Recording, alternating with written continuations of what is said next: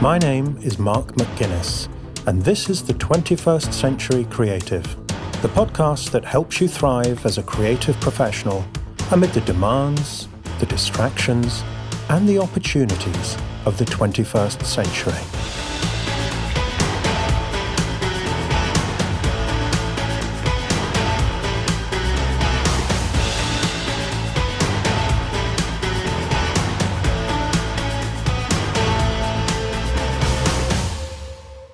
Welcome to episode 2 of season 4.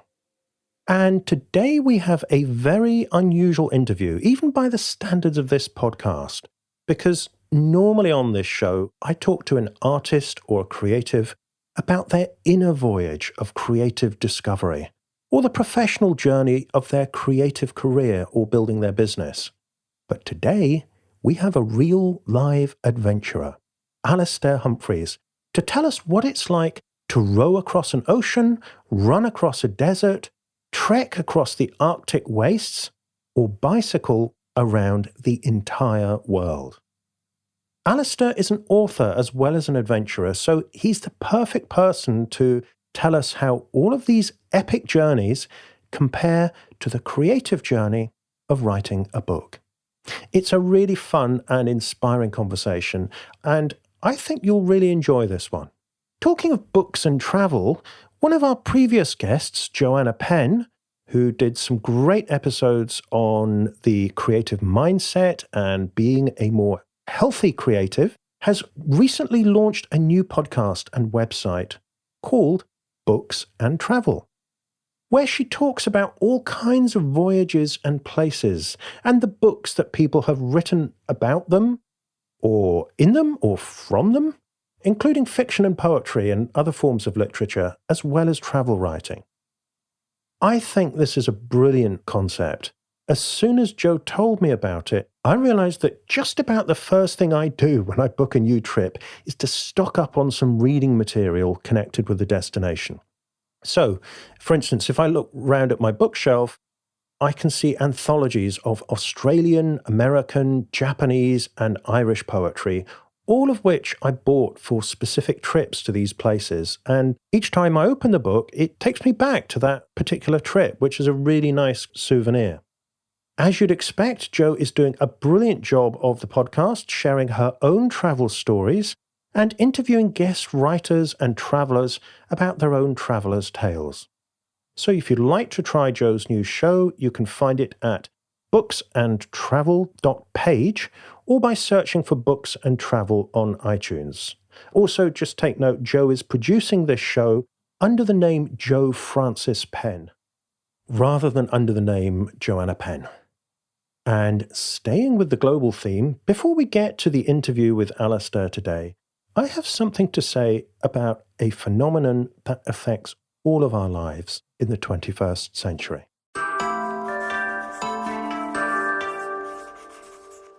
We need to talk about globalization. For many people, globalization is to blame for lots of bad things in our lives. It's why the shops in the high street all look the same wherever you go. It's why McDonald's is everywhere.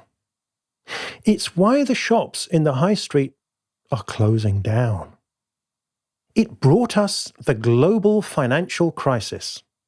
It helps multinational corporations avoid paying tax while the rest of us slave away to pay our share. It allows big tech to run rings around governments and regulators. It funnels dark money to influence elections and undermine democracy. It enables rich countries to profit from exploiting natural resources, while poorer countries and the environment are left to pay the price. It stalks the earth like an invisible Godzilla, leaving death and destruction in its wake, trampling our certainty and security to bits. Now, I'm not trying to minimize the impact of any of this. And you won't be surprised to hear I'm not promising to solve it all on this podcast. But I'd like to suggest that there's more than one version of globalization. You see, the problems I've described are mainly a result of what we could call big globalization, the version that's brought us multinational corporations and a global culture where everywhere starts to look and feel the same. But if we contrast big globalization with small globalization, we can also find plenty of benefits for us as creatives. Small globalization makes the world smaller, more intimate, and more creative. The World Wide Web connects us all, making it easier to connect, collaborate, and create together. You can educate yourself in just about any conceivable skill by searching on the web and reading articles or watching videos or listening to podcasts or buying books or courses or hiring somebody to teach you. You can research and buy the absolute best equipment for doing your creative work, often at a fraction of the price it would have cost you a few short years ago. You can work remotely if you want to, spending less time commuting and more time creating. You can hire all kinds of contractors to help you get more done in less time and to access the skills that you don't have, such as virtual assistants, web developers, designers, editors, producers, composers, and all kinds of consultants. You can find readers, listeners, and viewers all over the world, growing an audience for your work and making a difference to many more people than you could have done in the old world of local networks and national media channels. If you're in business, you can become a super specialist, doing the thing that you love the most, and succeeding by finding clients and customers who are spread far and wide. Like the fourth generation knife maker on a remote Scottish island, who Patricia van den Akker told us about in season 2 of the 21st Century Creative. This is someone who creates handmade knives and then sells them to top chefs all over the world. In many creative fields, you can live wherever you want, as long as there's a reliable internet connection, giving yourself and your family the kind of lifestyle you want, while selling your work to customers on the other side of the world. I could go on, but hopefully you get the point that this kind of small globalization is changing our lives as creatives for the better. So, is globalization good or bad? The answer, of course, is yes. Yes, it's good, and yes, it's bad. Remember what I said way back at the beginning of season 1. The 21st century is the best and worst of times to be alive and to be creative. Globalism, like everything else in the known universe, is a two-edged sword. You can't have the upside without the downside. Globalization is here to stay. We aren't going to stop it, so let's see what we can make of it. As I said at the outset, one of the golden rules for 21st century creatives is no complaining. Because complaining saps our energy, kills our creativity, and makes us less effective. So focus on what you can affect and what opportunities you can take advantage of. Even when it comes to big globalization, there are things you and I can do to make a difference. Vote for politicians who are part of the solution, not part of the problem. Spend your money with companies who are aligned with your values, and don't buy from the others. Maybe there's even more you can do. Who would have thought a schoolgirl from Sweden could make such a contribution to the global conversation about climate change? And when it comes to your creative career, remember another principle from season 1 of the podcast. Stay small, go global. Take advantage of small globalization to hone your skills, make the work that only you can make, and find the people who will love it the most and help you the most, wherever you are and wherever they are in the world.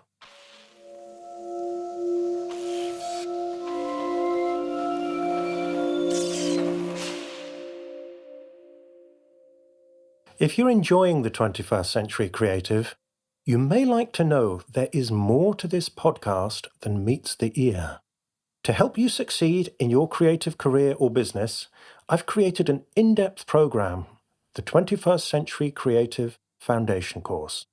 It covers the personal and professional skills you'll need to succeed as a creative professional in the 21st century. In other words, the stuff they probably didn't teach you at art school, on your creative writing masters, or wherever else you learned your craft.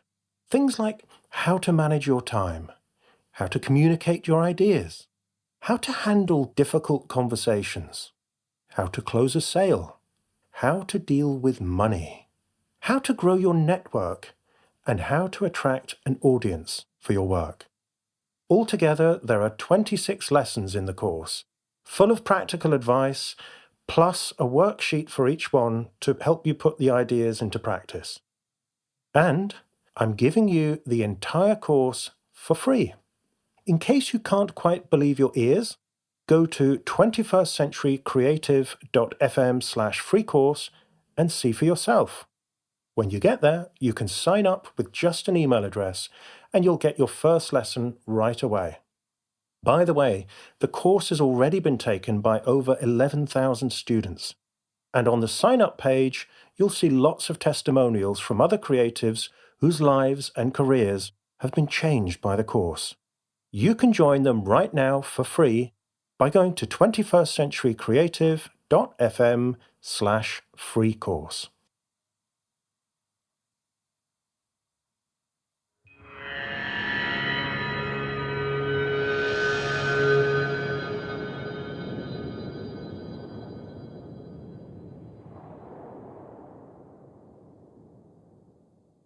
Alastair Humphreys is a British adventurer and writer.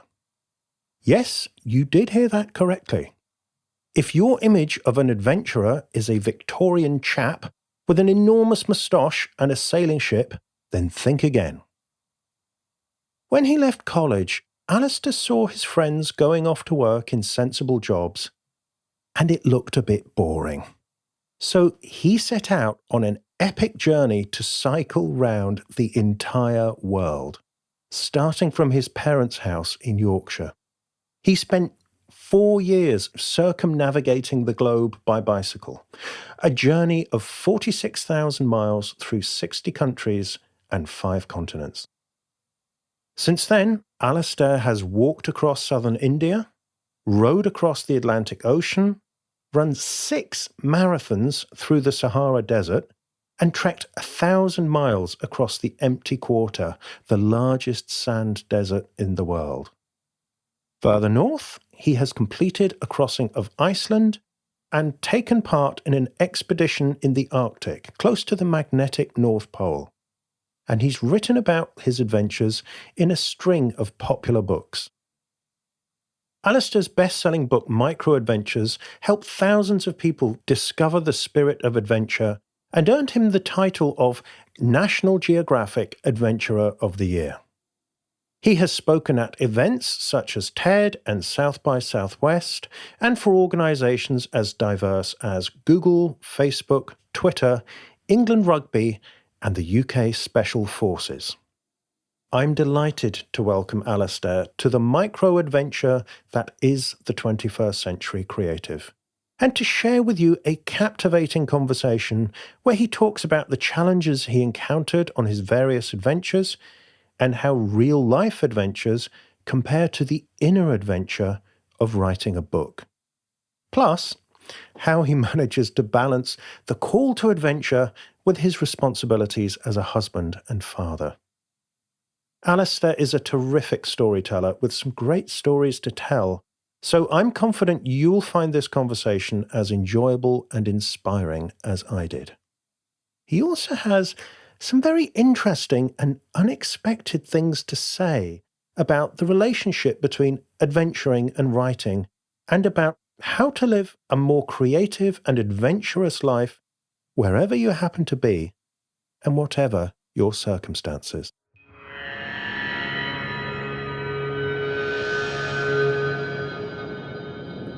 Alastair, most of us read about adventurers or watch them in the movies. What made you decide to go on real live adventures yourself? I was originally inspired towards adventure by reading about them, as you say, reading books of crazy men and women doing mad stuff around the world. And like most people, I just read them thinking, wow, that's a great story. But little by little, I started to think, wow, that's a great story. I wonder if I could do something like that. And the answer, of course, was no, of course I can't do something like that because these people are adventurers and I Yeah. am a normal person. So, of course, I can't do that. So, I had quite a long time of um, wistfully wishing that I could do adventure, but assuming I couldn't because I wasn't an adventurer. And looking back on my younger self, I'm incredibly grateful and also quite impressed that I managed to get myself over that initial hurdle of imposter syndrome and think to myself, well, why don't I just give it a go? Why don't I try something? And it obviously it needed to be something that a beginner could do. It needed to be something that a young person could afford, and I wanted it to be tough. I really wanted that physical and mental challenge of a journey, and combining those things together was when I decided to go for a long bicycle ride. That was my first foray into adventuring. And when you say a long bicycle ride, could you elaborate? Because I think your definition of a long bicycle ride is longer than it is for most of us. um, I had a map on my wall in my room at university, and I remember looking at that world map and thinking, wouldn't it be amazing to cycle to India? And I looked on the map and I thought, wow, India, that looks incredible. But then my focus turned to India, and I thought, well, if I've made it this far, why don't I carry on to China, to Australia? And then the idea just started growing and growing in a pretty ridiculously naive way until I thought, why don't I try and cycle around the whole world? So that was the idea I had, but I didn't actually think I was going to cycle around the world. What I actually thought I was going to do was cycle as far as I could until I got tired or I ran out of money or ran out of inspiration, and then I'd come home and get on with life. But all of that's quite a waffly thing to say. It's much easier just to burst into the pub and shout out to your friends, I'm going to go cycle around the world. That's a much bolder declaration to make, even if you don't actually entirely mean it. Yeah, and then you wake up the next morning and you think, what did I say? Oh gosh, I remember so viscerally that emotion of getting on my bike outside my mum and dad's house in the Yorkshire Dales, just thinking, what on earth have I done? This is ridiculous. I'm so out of my depth here. This is terrifying and terrible. Oh dear. It was very much, I had that sense at the start line rather than thinking, hooray, I'm going off on a big adventure. I felt more like a condemned man who'd sentenced myself to 4 years in exile. And I want to pick up on a few things you've said here about getting started, because it is so important, and it is one of the big themes of the podcast is, how do you get started on a big adventure? And usually it's an artistic or entrepreneurial adventure of some kind, but I'm glad you're here to bring us the real life thing. But it sounds very similar because you first of all, there's the curiosity. I wonder what it would be like. And then, of course, the part comes in and says no. And it's interesting that it's, well, but I'm not X. In this case, I'm not an adventurer. But a lot of the time I hear, yeah, but I'm not a real writer or I'm not an artist. That's for other people to do. And it was only when you got past that and you started looking at, well, okay, but I could, there's land all the way to India. Once you get to Belgium, then, bit by bit by bit, you could start to see it happening. Yeah, I find it astonishing how we all just rule ourselves out of the game before we even begin. No one really would look at, say, if you're watching football on TV, you're watching the England football team. No one thinks those people were born to be born that good. They've gone years and years of being little kids and learning to kick a ball, and years of playing and playing and playing. But somehow, with writing or creative things, or in my case, adventures, we have this real us and them sensation of Yeah. people like me can't do X, and yeah, ruling ourselves out of the game before we even kick off is ridiculous and almost ubiquitous, I think. And so, how did you get past that and get to the point where you actually committed? Because I mean, there's you could okay, you have the idea of cycling around the world. You've got endless excuses not to do it, Yes. and maybe there's somebody listening to this who had such a dream and didn't do it. I mean, how did you get past all the excuses and actually find a way of making it happening? There are a couple of things. One was I couldn't think of anything more exciting and rewarding and fulfilling to be doing with my life. So I was just about to graduate.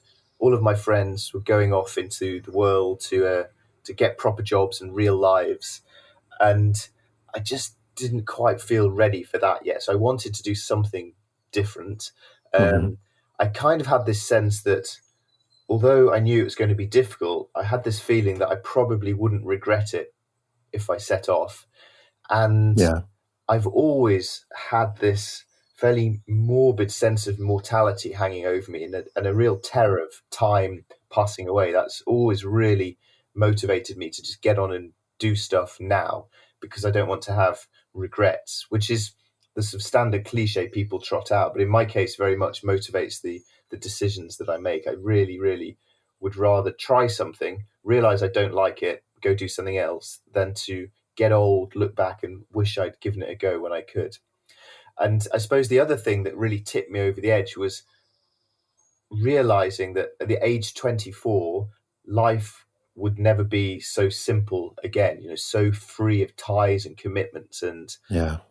real life. And I luckily had the foresight to predict that and therefore think, right, I've got to do this now, because if I wait, real life is going to get in the way. And before I know it, I'll have a mortgage and a wife and a cat and I'll be doomed.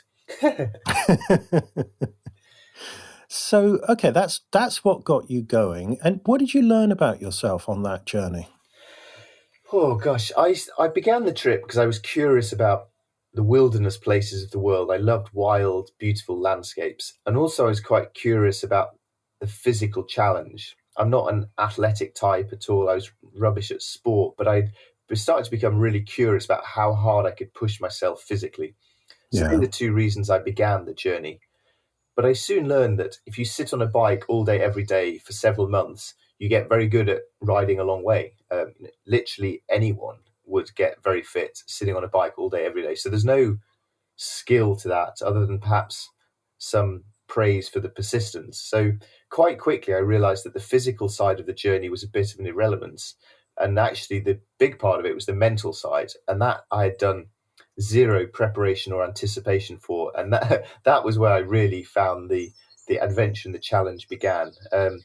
Knowing that I was on this project, which was going to take several years to complete, also knowing with real certainty for the first 2 years that I would not complete it, that it would be too much and I'd quit at some point. So how on earth could I keep myself going on through this difficult experience, knowing that at some point I was going to quit and fail? So I found the mental side of it really, really hard. The other thing, though, was the more positive side was it really forced me for the first time in my life to not hide behind excuses. I'm terrible in life. If anything goes wrong, I'm always very good at manipulating it in my brain till I can blame someone else and make myself come out of it looking like the hero.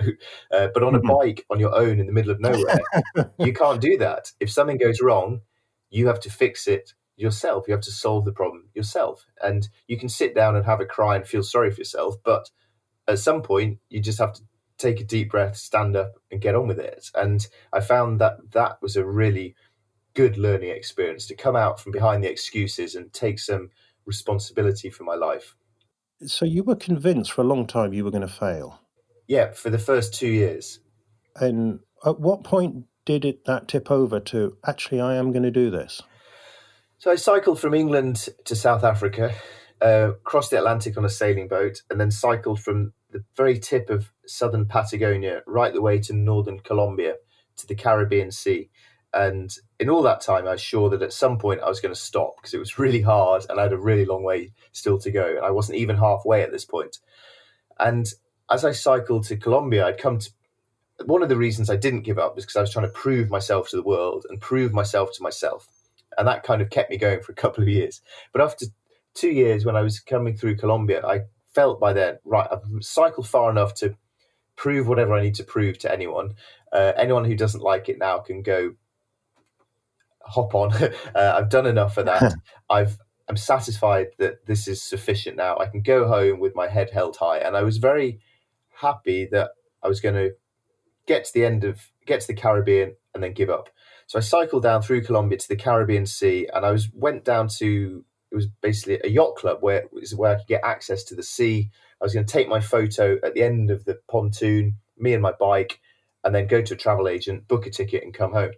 And I did that. I got to the end of the pontoon, took my photo of my bike, and I was just walking down the pontoon, and an American guy, shouted out from the yacht. He said, "Hey, do you want to lift to Panama?" And the reason I'd stopped at Colombia was because there's no road between there and Panama, and he just offered me a lift without me even asking. And I thought, wow, I can't say no to that. I guess the journey must continue. And from then on, I was into North America, which is a pretty easy 6 months of cycling up to Alaska. And after that, I only had to ride across Asia. So I just thought, oh, well, I might as well finish the job now. So that was the tipping point, that moment. Well, congratulations, Alastair. I don't think anyone has uttered the words, "I only had to ride across Asia" on the podcast before, and actually, been able to back it up.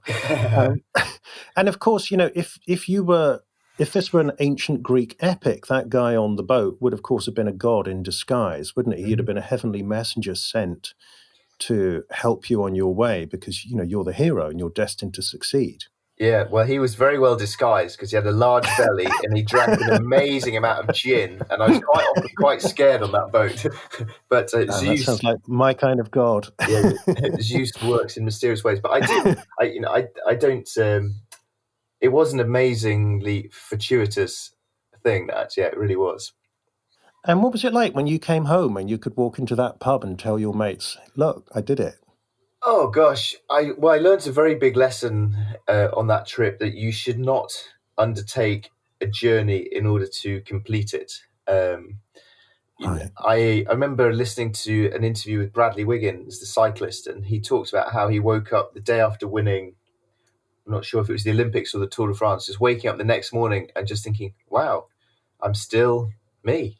Nothing has changed. And trying to do any big journey as a route to try and change yourself is a bit foolish. So I basically came home to relief that it was over, a deep sense of quiet pride that I'd stuck at it and I'd achieved something big for the first time in my life, but also just a monumental anticlimax of being home, and the thought that, gosh, I'm 29 now. I think my life has probably peaked. What on earth am I going to do for the next 60 years? And of course, you go to the pub, your friends are very excited to see you and to listen to your stories for about 5 minutes. And then they say, right, enough of the round the world chat. Let's talk about the cricket. And then life carries on. And life just carries on. And so I found it a very, very strange experience coming home, and one that I'd completely underestimated. There's nothing like your best mates to bring you back down to earth, isn't there? Absolutely. Maybe it's a British thing, but it's... And how long did that take you altogether? 4 years and 3 months to do. I cycled 46,000 miles through 60 countries. I got around the world with boats and bicycles, and the whole trip cost just under £7,000. So it's pretty cheap. So the money really shouldn't be an excuse, should it? Well, that's the only reason that I threw that sentence into this podcast, because this isn't a travel podcast. But I know that there's often when you talk about anything in life, the people have their legitimate barriers and they have their internal excuses, and these are often all muddled up together. But generally, I've noticed that most excuses boil down to I don't have enough time or I don't have enough money. And a lot of what I've been trying to do with both in my adventuring world has been trying to tackle those two barriers, both in my life and in other people's lives.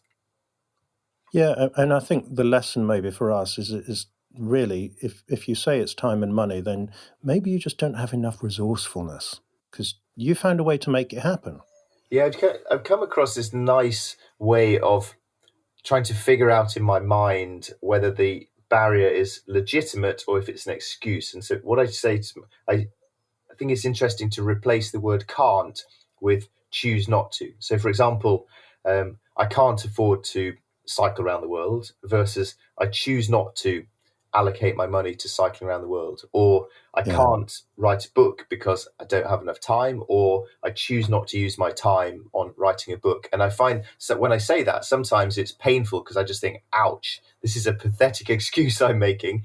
And other times I think, no, I actually can't do this right now in my life. And that's also helpful because then I can park that idea and do something different or do a smaller version of it for now. I love this, Alastair. I think it's a great question. And you see, one of the things I say to my clients over and over again is your body is your best coach, because your body will give you the truth Hmm. of what you really feel about something and what you really are capable of. And this is a beautiful example. If you ask the question, it puts it back on you, and you get the ouch feeling Yes. Yeah. from your body if you've been kidding yourself. So I don't know, I might borrow that and use that. I encourage anyone listening to this to use that question. I think it's terrific. Yeah. Replacing can't with choose not to and seeing where that takes your thought process is good. Yeah. And as a writer myself, I'm just getting flashbacks all the way through your description of what it's like to write a book. You set out full of ridiculous confidence and you wake up in the middle of the night and think, well, who am I to do this? And then you get going and you get to a certain point and you realize, actually, I'm probably going to finish this. And that whole thing about you get to the end and you realize, actually, because you've been so fixated all the way through it, well, if I do a bit, I'm nearly at the end, I'm nearly there. And you get there and you realize the best part of writing a book was writing the book. Yes, very much so. Yeah, I find the parallel is so direct in so many things, and in my own writing experience, I find the same thing. I for me, finishing writing a book doesn't come with some great celebration. It comes with a sense of exhaustion and a day when I just cannot be bothered to read the manuscript one more time. I'm done. Send it off out into the world. And then once the book comes, I never dare look at it again because I'll just be cross that it's not as good as it should be. So, yeah, I find finishing a book to be a spectacular anticlimax. So, what is the relationship between the adventuring and the writing? Do you go on an adventure and then write it up, or is it more complicated than that? Um, One of the reasons I decided to cycle around the world was because I loved reading and I thought I'd love to be a travel writer. Therefore, I needed to have something to write about. So the two things have been intertwined right from the start. When I'm away on my trips, I write diaries every day, partly so I can remember my own life, partly to help me with writing books, and partly because I'm often on my own on these trips, and it's just a way of trying to figure out where my head is at that time on the trip and cheer myself up if times are hard. Then I come home, type up all my diaries, and then begin the agony process of writing a book, which is infinitely harder than the expedition that I'm actually writing about. Sometimes writing also encroaches on some of my projects if some of the things I do, like rowing the Atlantic Ocean, is a very expensive business. You need a sponsor for that. To keep the sponsor happy, you have to do blogs along the way, and you keep sharing your story. So sometimes I'm writing during the trip and publishing during the trip. But my preferred way is to go do the trip for all the reasons I want to do a trip, come home, and then write a story, to have them as separate activities. Okay, so talking of sponsors and money and so on, what is the business model for the modern day adventurer? If I'm sitting at home thinking, yeah, I'd love to do that, how do I make it viable? Well, like most self-employed things, you start from a standing start and zero. So I think anyone who's looking to try to become a adventurer slash writer or creative or anything, I think the sensible thing to do is stick with your day job, stick with whatever pays your bills now, and squeeze in adventure and writing around the margins. And because you're not going to earn any cash for quite a long time. So the way it works for me is I saved up for 5 years, got my £7,000, cycled around the world, came home, started writing my book, and to pay for my life when I got home, I gave talks in primary schools. At first for zero money, then for £50, and then I just squeeze up my payment by £50 every few months till people started howling in protest. Then I realised I'd worked out what my level was. And that was essentially the model for quite a long time. Do a bazillion talks in primary schools, try and get a book published, and then come up with an idea for a new journey, go do a new journey so that the story gets better, and just repeat that process of adventure story sharing. And over a course of quite a lot of years, I gradually got to the point where it's become viable and sustainable, primarily through speaking. I've written 11 books now, and I'm a long way from being able to live off my book money. And in the last few years, as I start to move into filming my adventures, that's led me into the world of making little films for brands or being an ambassador for a company, and getting paid to make short little adventure films and do stuff for them. So they're my three income streams: speaking, writing, and brand type work. And maybe the last two might not have been very predictable when you set out, but I love the fact that you thought, well, okay, I'm going to fund this to begin with, I'm going to do it, and then I will figure it out down the line, which indeed you are very nicely. What I found really interesting is that the decisions I've made in my life that have been entirely around passion and excitement and what I really want to do, even if they sound financially stupid. So three examples of those would be: one, cycling around the world rather than being a professional. I was going to be a teacher, so earning a professional salary. Yeah. One, cycling around the world. Number two, in 2009 was about the advent of when digital SLR cameras started to do video, and the Canon 5D Mark II came out, and I saw some of this video and I just thought, wow, that is insanely beautiful and sufficiently portable to take on an adventure. So I bought it, despite never having filmed a single thing in my life or even wanted to. And it cost £1,600, which was insanely expensive for me. And I started trying to learn how to film stuff because it excited me. And the third thing I did was moving from massive big adventures to what I in the end started to call micro adventures, small, short, simple, local things, because that felt exciting to me. Those three things have led to me earning more money than anything I've ever done in my life when I've set out to think, how can I get rich and famous? So I think there's some sort of lesson in there somewhere. Yeah, I mean, these are these are things that you could never predict. And yet, if you go on the adventure, then it's not the same as saying leap and the net will appear, because, you made sure you had a decent net for the first leg of your journey. Yes, I think leaping and your net will appear is one of the really terrible advice things of the internet age, and particularly the sort of Instagram culture of follow your dreams. If you work hard enough, you can be like me. P.S. It helps if you've got a trust fund, sort of thing. So I think it's a terrible, terrible belief system. So it's why I say don't quit your job until things are in place. So yeah, you have to make your safety net, and once you've got a safety net, then you're brave enough to take the leap, I think. Okay, let's focus on micro adventures now, because you've done the epic adventures. You've cycled around the world. You've run not one, not two, but 6 marathons through the Sahara Desert. You've rowed across the Atlantic Ocean and so on. All the things that we think, wow, that's what a real adventurer does. You've ticked all of those boxes. But then you introduced this concept of micro adventures. What is a micro adventure? A micro adventure is just an adventure, and an adventure is whatever you think it is. The difference, I suppose, is that a micro adventure is something that is sufficiently short, simple, local, affordable, that you can do it and you can fit it in around the margins of real life, and it removes the genuine barriers that stop people rowing oceans, like it's massively expensive and terrifying. It removes these genuine barriers and instead leaves you only with the mental hurdles to jump over of making it happen. So this came about because I spoke earlier about, right at the very start, your first question about me reading books, thinking, I wonder if I could do that. And then thinking, no, of course I can't, because I'm not an adventurer. I'm a normal person.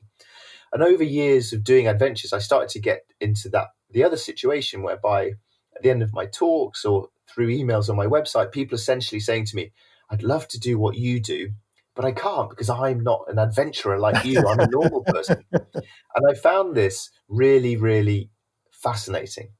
So that was one aspect. The second aspect was I realized that the kicks I got from massive adventures were essentially the same whether I was shivering in Greenland or sweating in the empty quarter desert. So the stuff, the good stuff, the marrow that I sucked out of adventure was the same wherever it was. And therefore, perhaps I wondered, maybe I don't need to go to the ends of the earth to find this. Can I find this on my doorstep? So that was the second aspect of it. So it's really a way of trying to show that you can get all the good stuff out of living adventurously, but that I could try and make it accessible for so-called normal people with real lives. That was the starting premise of the idea. Then maybe I'll give you a couple of examples. So my first idea of micro-adventure was to try and prove that you could do adventure anywhere. I decided to do the most boring adventure in the world. So I thought, where do I really hate? I'll think of somewhere I hate and go try and have an adventure there. And so I came up with the idea of trying to walk a lap of the M25 motorway, which I live nearby. I spend too much time on, and I think is synonymous with being boring and anti-adventurous. So I set out to walk a lap of that. And to my astonishment, it was a brilliant adventure. It felt, time and again, walking around the M25, I just kept thinking, this is exactly the same as cycling around the world. It's a physical challenge, which I like. It's taking me places I've never been before. I'm finding pockets of beauty and wilderness in between Slough and whatever the next junction is. I'm encountering kind, decent, interesting people just like you do in Bolivia or Azerbaijan. This is the same as cycling around the world, just on a smaller and sillier scale. And for anybody listening somewhere in the world who hasn't had the delights of being stuck in a traffic jam on the M25, it's the motorway that orbits London. So it just goes around in a circle. And it is basically one of the outer circles of Dante's hell. And it's just the absolute opposite. Being stuck in a motorway traffic jam is the complete opposite of what we think of as adventure. So it's pretty breathtaking that you managed to squeeze an adventure out of that. Yeah, it was exactly. I was surprised, and I was walking in the countryside beside the motorway, so through the fields and villages and towns and business parks and warehouses and golf courses that I encountered along the way, just following my nose. The other real breakthrough I had on this walk was being surprised at how much of it was beautiful, because this is a really not particularly beautiful or inspiring corner. I'm surprised. Yeah, but I remember walking through this wood. It was only about 100 meters between one sort of housing estate and the busy roads. About 100 meters walking through, and there was snow on the ground. And I was the first through in the morning, and there were fox prints and rabbit prints in the snow, and it was silent except for the roar of the motorway. And the trees were there, and I thought, this is wilderness on a tiny level. And for the first time in my life, it opened my eyes to trying to see the potential for wilderness around us, rather than just getting a bit depressed about all the built up stuff. And Britain, I think, has been the perfect place for me to experiment with micro adventures, because we are such a small, crowded, unwild landscape that if you can find pockets of wilderness adventure here, you can do so anywhere. So it's been a brilliant way also for me to learn to notice and love my own country for the first time, rather than what I used to do, which was traditional angry young man of thinking, home's so boring, I need to go to the ends of the earth to have an adventure. So it took me going to the ends of the earth to realize that actually there's some nice countryside near Slough. So are you telling us that wherever we are in the world, that adventure could be right on our doorstep? Well, first of all, I think adventure is mostly inside your head. It's the attitude that you choose to charge it every day with. You're going at things with an attitude of willfully leaning into stuff that's new and difficult and different and daunting.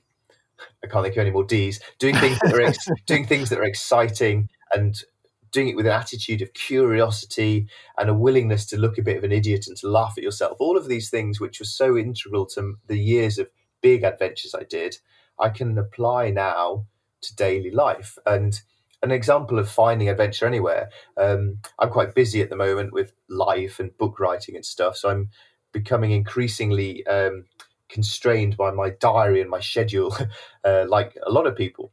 But on the first of every month, my calendar pops up on the computer saying, "Go climb a tree." So on the first of every month this year, I go to climb this big oak tree near where I live. It takes me about 5 minutes to get there, a few minutes to climb. I sit up there for a few minutes, look around, notice how the landscape has changed or not changed in the last month. May was the first explosion of green. I think back on the last month since I was here. I imagine what I might do in the next month.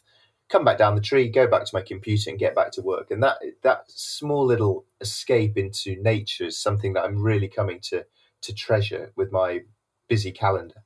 You know, as you're saying that, you're reminding me there's an amazing view from the top of the hill behind our house. And it's ages since I've been up there and walked along and had a look. So maybe I'll do that this afternoon. And maybe if you're listening, then you've got something similar just around the corner from you that you haven't visited in a while. Well, I think actually the micro adventures began with there's a relevance to this answer. The micro adventures began with walking around the M25, which was actually slightly on the epic scale for micro adventures because it's still quite a long way. And the way micro adventures became more popular and resonated more was I started making them smaller and simpler, really distilling them right down. And the essence, when I have to explain the idea, the essence that I often choose to explain is that we're so often constrained by our 9 to 5 busy lives, but we have a choice to flip that round and instead see the possibilities from 5 to 9. When theoretical, often, of course, we have commitments, of course, but in theory, between 5 p.m. and 9 a.m., we have some freedom. So what might you be able to do in that? And the answer that I always urge people to go do is go find a local hill and sleep on it for the night. Sleep out under the stars, turn off your phone, wake up in the morning on top of a hill, run back down the hill, jump in a river. It's very good for the soul. And back into your desk, back to work for 9 o'clock the next morning, having squeezed an adventure into your 5 to 9. So perhaps that's something you could do, Mark, with your local hill sometime. Okay, and I'll have a look out for a local river as well. Yes. The challenge has been laid down. Okay, and you have a book, don't you, Micro Adventures, that helps people with this? So when I started to do micro adventures, I'd been working really hard for quite a few years to get a foot in the door of this world of big, tough guy adventurers, and I was really aspiring to be the next Ranulph Fiennes, real hard man doing tough stuff, and that was my real goal in life. So when I started doing micro adventures, I was very worried that my career was over. Who's going to want to hear about sleeping on a hill? This guy's lost his soul. He's gone soft. So I really worried that I was doomed and my career was over. And then the micro adventures book I wrote became, by a very long way, my best-selling book ever. Really? And yet again, that follows what we mentioned before of just following what feels right and meaningful to you is likely in the end to result in you producing a good product, which hopefully then will resonate with people and you'll find your niche audience, and who knows where that will lead you to. But again, who would have predicted that would be the biggest seller? Yeah, exactly. I'm a bit angry. I spent 4 years cycling around the world. I spent about 3 years trying to publish a book about cycling around the world. No one cares about that. But no, go sleep on a hill in suburbia and suddenly Harper Collins come calling. They weren't interested with my years of toil. So, yeah, so it is quite funny. Brilliant. And then the other, I suppose, also on that note, that my most popular book has now actually become a children's book that I wrote about cycling around the world, which I wrote purely not for any kind of career reasons, just because I'd done so many talks in schools and I really could see the importance of telling kids about adventure and giving them a positive view of the different cultures I'd cycle through, that I just thought, this is something I should do. I just feel I want to do this. So I just wrote a kids' book about cycling around the world, and that is actually now my best-selling book. So again, same principles apply. Again, you could never have predicted, but it turned out great. Yeah. Okay, so let's focus on your latest adventure, because this is, it's almost like the joke about what do you give a man who's got everything? It's like, well, how do you challenge a guy who's literally been most of the classically challenging places on the planet? You found a very creative and unusual way of scaring yourself to death on this one, didn't you? I did, but first of all, tell me the punchline to that joke. What do you give a man who's got everything? Oh, I don't know. Okay, I thought I was doing. You piqued my curiosity. Okay, I'll have to I'll think tell of you enough. when I meet him. Okay, so I had my years of trying to do big adventures because I wanted to test myself and scare myself and see what I was capable of and all that sort of usual stuff. And I did that for years, but I gradually started to notice that I was quite good at this stuff now. I could cycle across continents and walk hundreds of miles and cross oceans. And I don't say that to boast. It's just that anyone who's done their job for 20 years gets good at it, whatever you're doing. And therefore, actually, I realized that much of the uncertainty of adventure had gone. I know if I got on a bike now with my passport when we finished this call, I know I could cycle to China. I could do that. So the uncertainty and perhaps therefore the adventure has gone. Right. So I realized that instead of living adventurously, by doing these adventures, I was actually just in a rut. I was in a routine and a comfort zone of my own. So I decided I wanted to shake my life up a bit by trying to look differently at what adventure meant to me these days. Now, going back to reading of adventure books, my favourite travel book from when I first started reading books was Laurie Lee's As I Walked Out One Midsummer Morning. A young man. Right, classic book. Yeah, classic book that I love very much. A young man walks through Spain in the 1930s, playing his violin to pay his way. And it's a beautiful, simple adventure, and it inspired me for years.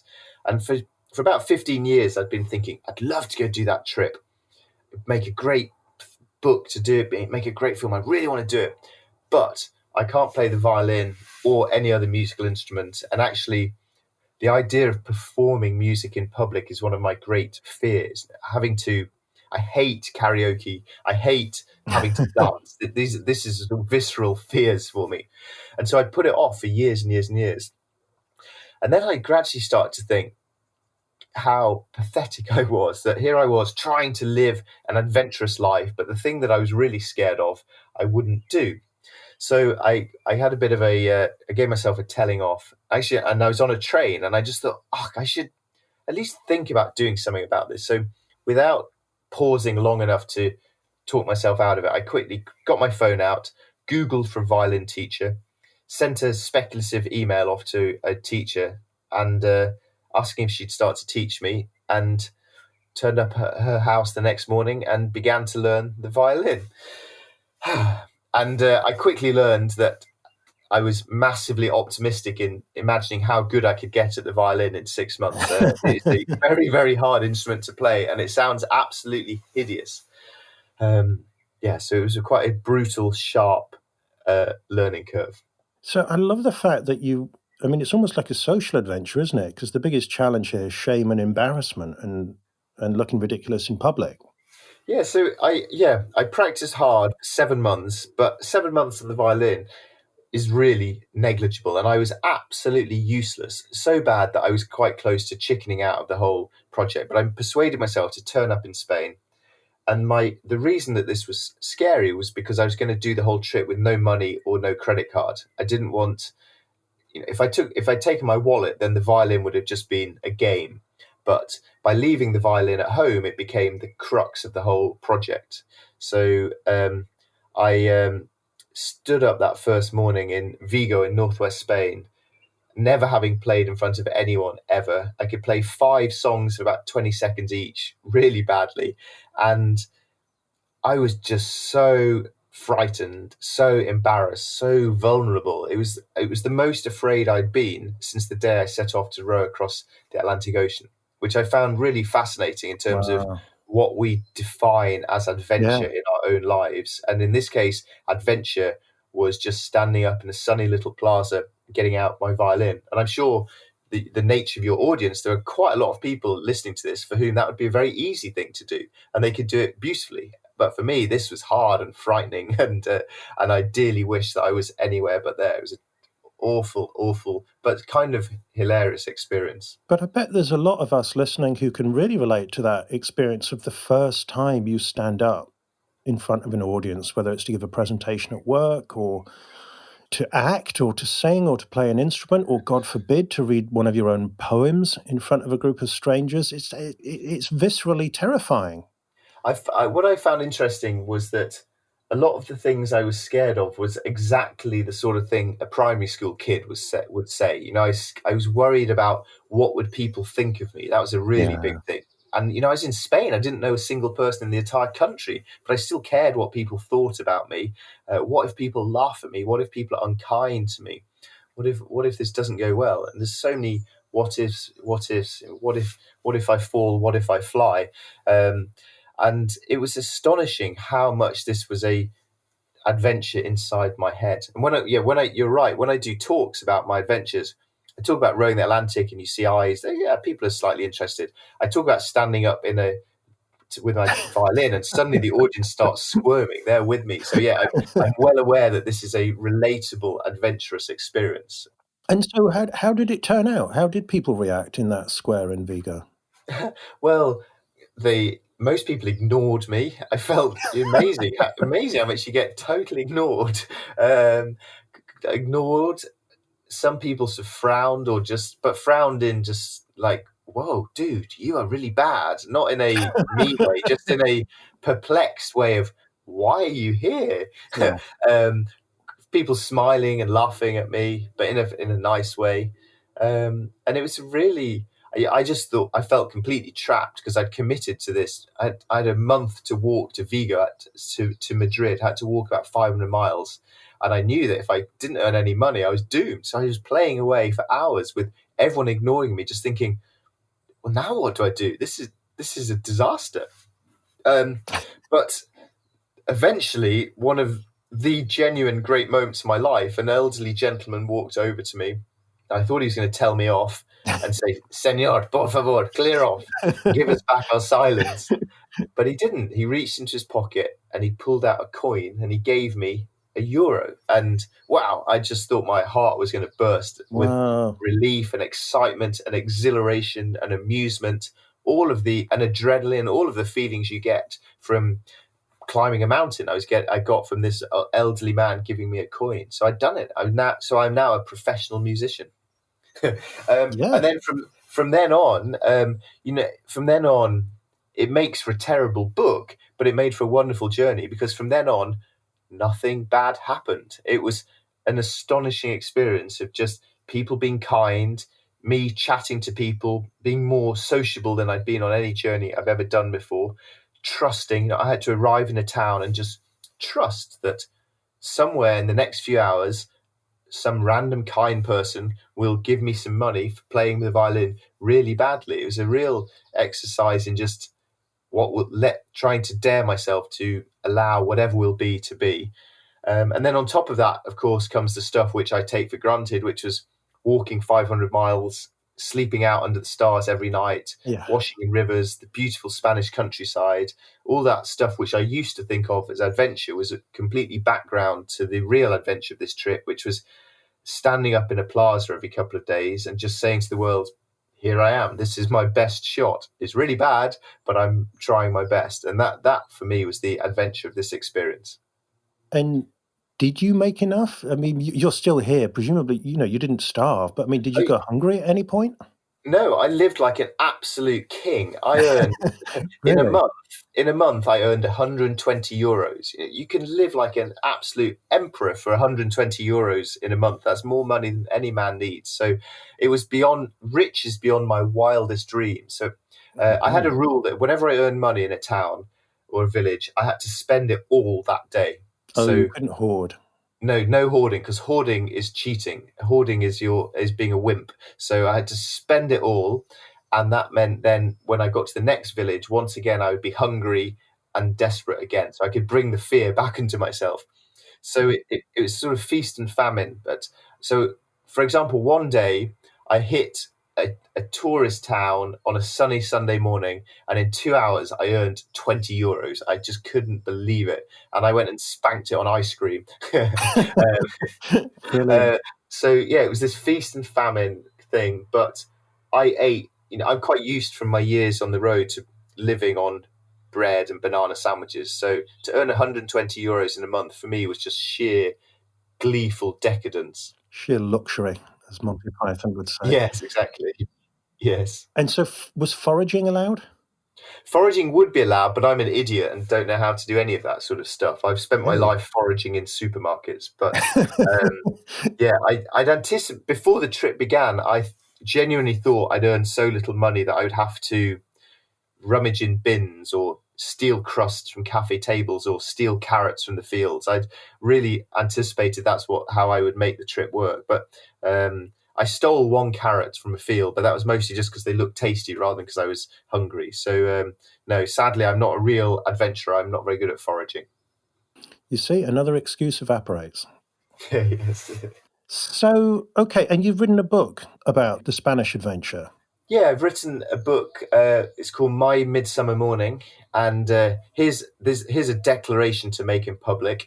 It is the best thing I've ever written in my life, and I say that I'm daring myself to say that to people because I'm not saying that as a boast, but I'm saying that as a removal of excuses to myself. So it's a scary thing to say because it means that if anyone reads it and it's rubbish, I have absolutely no excuse to hide behind. But I'm really pleased that I worked really hard on it for a long time and went through all sorts of drafts and iterations, and it got rejected by the publisher because quite rightly they said, but nothing bad happens in this book. That means it's a bit boring. So I had to completely revamp it, and I'm really pleased with it. And do you think part of that is that it was partly inspired by one of your favourite books? I think one of the problems of trying to write a book about your favourite book is that any reader with any sense should just go and read the original book because almost by definition it's better than anything I'm going to write.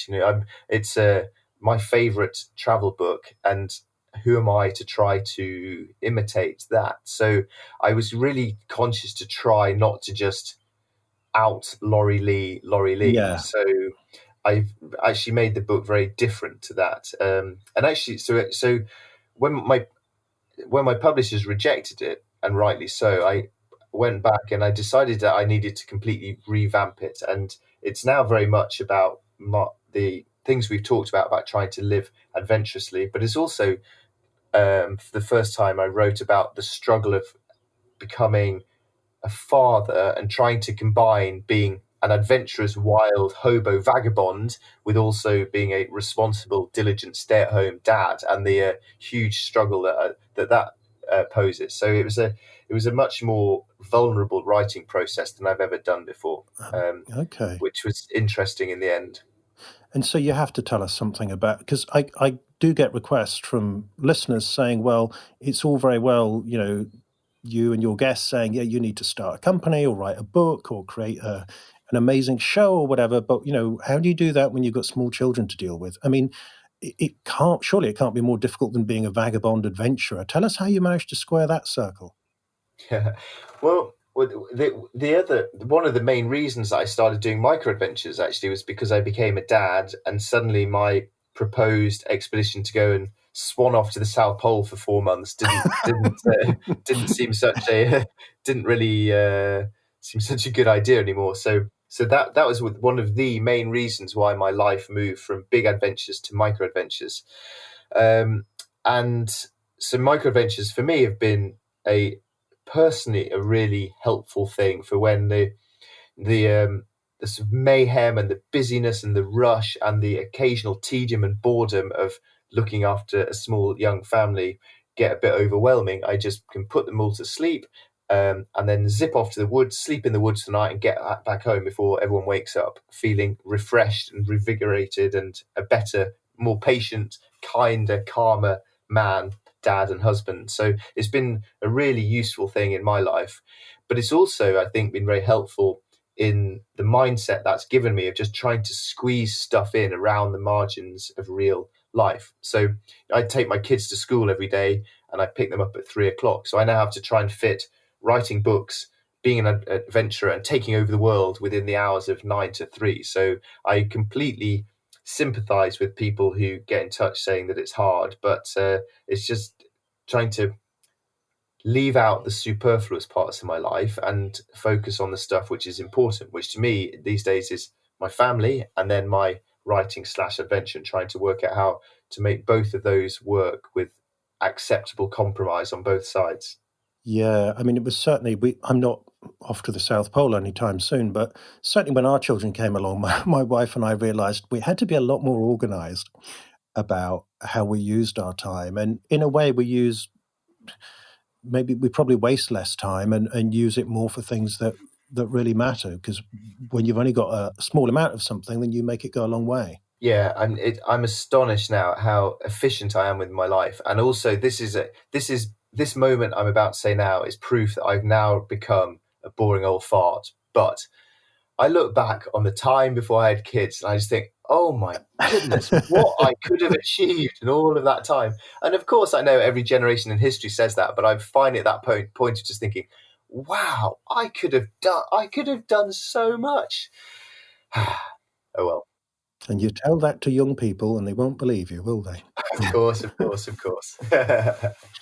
Okay. However, having said that, I read this fascinating article about Danielle Steele, who I'm sure your podcast readers will be a big fan of. Danielle Steele, who's written 179 books. And I was reading this article thinking, 179 books? That's ridiculous. She clearly hasn't got any children. It's easy for her. And then it said in the article, and she has 9 children. Wow. So, that was a pretty bonkers version of time efficiency. Actually, I think it was a useful reminder to me that there are more important things in life than being efficient and making stuff, and there's about trying to just have a calm, happy, fulfilling, worthwhile life rather than just constantly focusing on doing more stuff. So yeah, there's a balance, I suppose. So, Alastair, listening to you, I'm actually feeling my inner adventurer awaken somewhat. And it's funny enough, you're reminding me of things that I've done in the past that, on reflection, were reasonably adventurous. I mean, I used to walk all over Dartmoor and Exmoor and the Lake District. And I even remember sleeping rough in Spain, out in the mountains, that, we were just going through Spain on a train, and we saw some mountains and we thought, oh, well, why don't we just hop out and sleep? So we we lost our tent, so we just went down by the river, and there weren't too many snakes, and we had a lovely time. And that was one of the best things about that trip. So you're kind of making me think maybe I could be a little more adventurous in my own life these days. So maybe now is a good time for you to set the listener your creative challenge.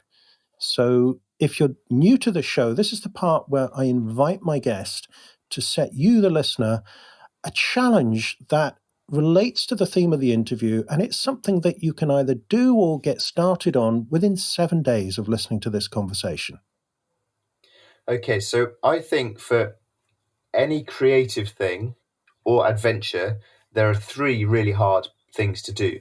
1 is beginning, 2 is continuing until it becomes a habit, and 3 is getting over that imposter syndrome of thinking that you don't belong. So the idea I came up with is to go climb a tree every day for 7 days. Or if you don't have a tree or you can't climb a tree, just get a different perspective. Go up your local hill or up to the top of the local tower block. Just get a different perspective every day for 7 days. And when you're there, take a photograph, do a painting, write a few hundred words, whatever creative thing it is that excites you, and do that every day for 7 days. The punchy part of what I'm going to suggest, though, is to dare you to make it public, to put it out into the world, to put it on the internet, to show what you do to someone, and to invite feedback, and to dare yourself to be vulnerable, and do that for 7 days. And I think you'd be quite pleasantly surprised at how positive the response you get to it is. Thank you, Alastair. That's a great challenge. So, and if you would like to share it with fellow 21st century creative listeners, you can either leave a link on the blog at the show notes at 21stcenturycreative.fm/adventure. Or what was the hashtag we were thinking of, Alastair? I like the hashtag 21st Century Creative, and then you could put it on Twitter, Instagram, and people can see it there. Okay, great. So hashtag 21st Century Creative, put it there. I will see it. Alastair, I believe you're on Twitter as well, aren't you? So we would love to see what you make of this challenge. Well, I tell you what, I'm gonna practice what I preach, and I'm gonna do this myself as well. So when the show goes live, I'm gonna climb a tree and draw a picture for 7 days, because I'm rubbish at drawing pictures. Okay, well, I can't wimp out now, can I? So I will do this too. Great. This is how big, stupid adventure ideas happen, on the basis of I can't wimp out, I'd better do it too. Yes, okay. I think there's a lot of peer pressure, probably sent a lot of people to the North Pole. Yes. So, okay, brilliant, Alastair. And it's been an inspiration talking to you, just as it has been reading your writings and watching some of your videos. So the book is called My Midsummer Morning? My Midsummer Morning. Okay, so we'll obviously make sure there's a link to that in the show notes, and it will be in all good bookshops. Where else can people go to find out more about you and follow your adventures, and maybe even join in? I do a couple of different email newsletters, one about the adventure world and the adventure side of life, and the other one about living adventurously in whatever sphere you operate in. That's probably the one that's of most interest to people who are listening to this. And you can find those on my website. I'm also on Twitter, Instagram, YouTube, and all of those things you should be able to find by Googling for Alastair Humphreys. Great, and that's Alastair Humphreys. And obviously, I'll make sure, as usual, that it's in the show notes. Go to 21stcenturycreative.fm. You've got the show notes for this episode. So thank you once again, Alastair. It's been an absolute pleasure, and I look forward to following your further adventures. Thank you very much. I'm off to climb a giant redwood tree now, so that's the rest of my day busily taken over. You see, the adventure never ends. Thank you.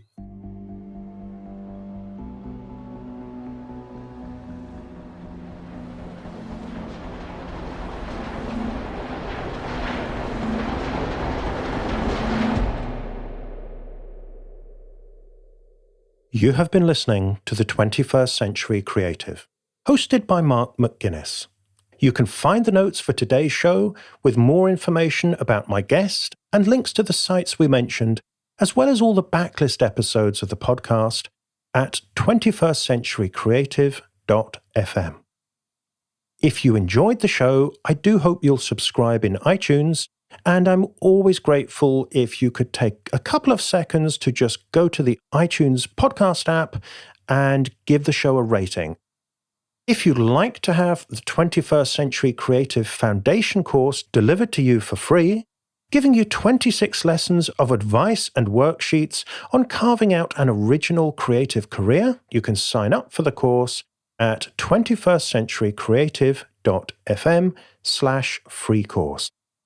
And if you are an experienced creative and you're curious about getting my help as a private coaching client, then the first step is to go to 21stcenturycreative.fm/coaching questions and answer the questions on that page. Thank you for listening. I hope you'll join me again soon.